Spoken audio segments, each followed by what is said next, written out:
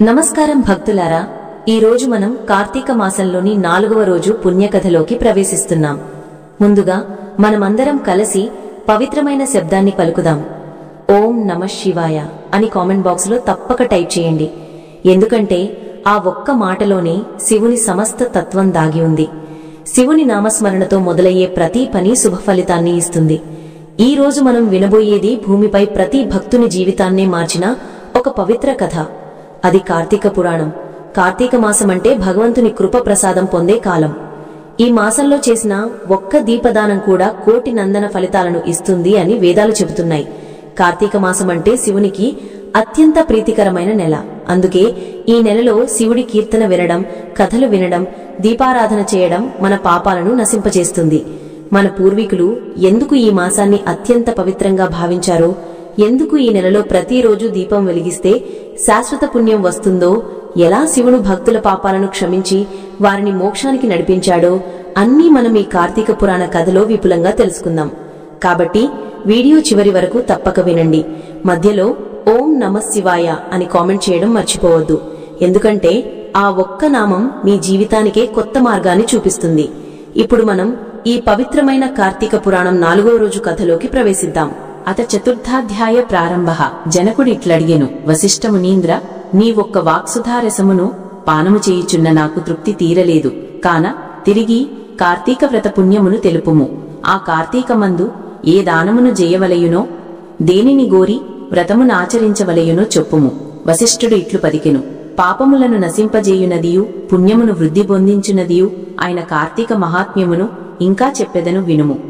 కార్తీక మాసమునందు సాయంకాలమున శివాలయమందు దీపారాధన చేసినచో అనంత ఫలము కలుగును. కార్తీక మాసమందు శివాలయంలో గోపుర ద్వారమందును శిఖరమందును ఈశ్వరలింగ సన్నిధి అందును దీపారాధన చేసిన ఎడల సమస్త పాపములు నశించును.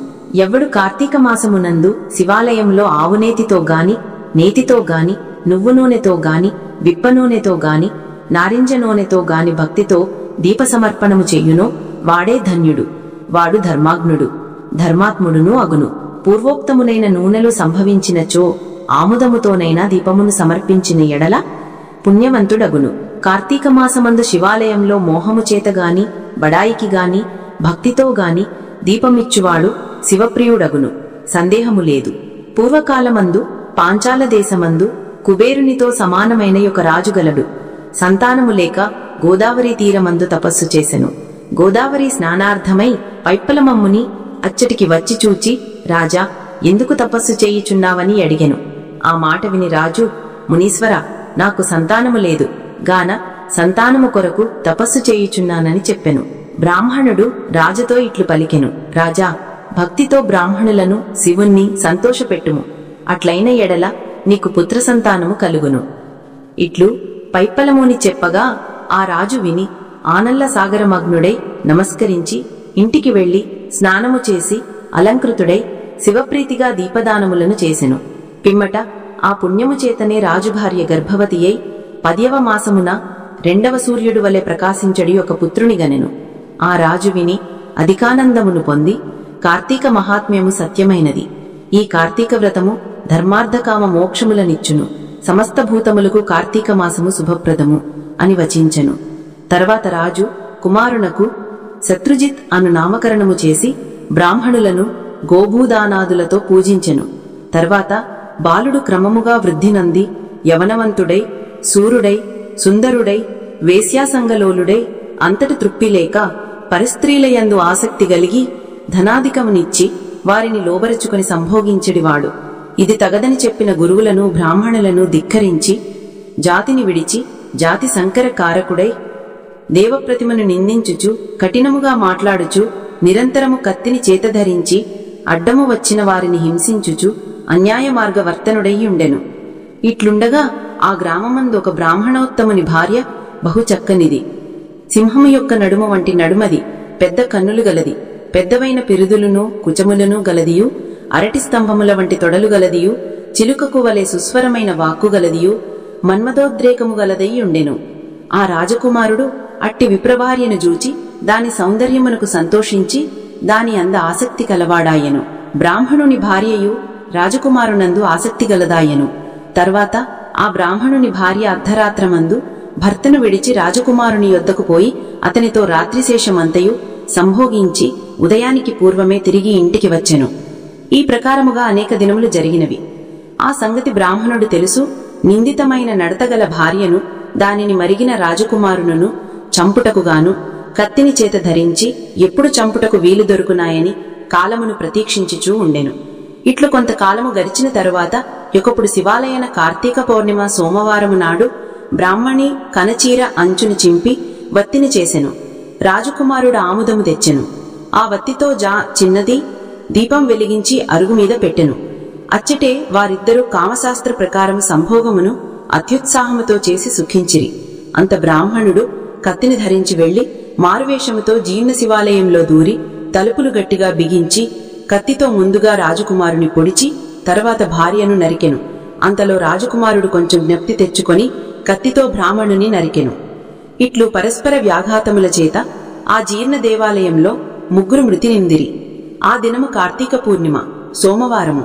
దైవవశము చేత అట్టి పర్వమందు ముగ్గురికి శివుని సన్నిధి యందు మరణము గలిగినది. అంతలో పాసహస్తులై యమకింకరులు వచ్చిరి. అంతలోనే రుద్రుని నేత్రాలతో భయమునిచ్చువారై శివకింకరులును వచ్చిరి. తర్వాత శివదూతలు రాజకుమారుని బ్రాహ్మణ భార్యను విమానం మీద నెక్కించిరి. యమదూతలు బ్రాహ్మణుని కాళ్లు గట్టి తీసుకొని పోవ ప్రయత్నించిరి. ఇట్లు తన భార్యకు రాజకుమారునికు కైలాసగమనమును తనకు యమలోక గమనమును చూచి బ్రాహ్మణుడు, శివదూతలారా, ఈ నా భార్య జారిని, ఈ రాజకుమారుడును జారుడు కదా, నేను బ్రాహ్మణుడను, సదాచారవంతుడను గదా, ఇట్లుండ నాకీ గతి ఏమి, వారి కాగతి ఏమి అని అడిగెను.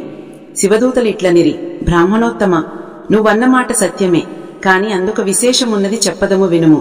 ఈ నీ భార్య పాపాత్మురాలును జారినీయు అయినప్పటికీ కామమోహము చేత కార్తీక పౌర్ణిమ సోమవారము నాడు శివాలయంలో దీపారాధనకు గాను తన చీరను చింపి వత్తిని చేసి ఇచ్చినది గాన దీని పాపములన్నీయూ భస్మములైనవి.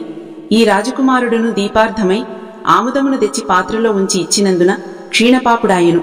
కాబట్టి కామమోహము చేయనైనా శివాలయంలో దీపదానము చేసినవాడు ధన్యుడు, సర్వయోగులందు అధికుడగును. కనుక దీపార్పణము చేత నీ భార్యకు రాజకుమారునికు కైలాసము, దీపదానము చేయనందుకు నీకు నరకము సిద్ధించినది. ఇదివరకు నీవెంత శుద్ధముగానుండను వారితో సమానుడవుగా లేవు. ధర్మసూక్ష్మం ఇది అని చెప్పిరి.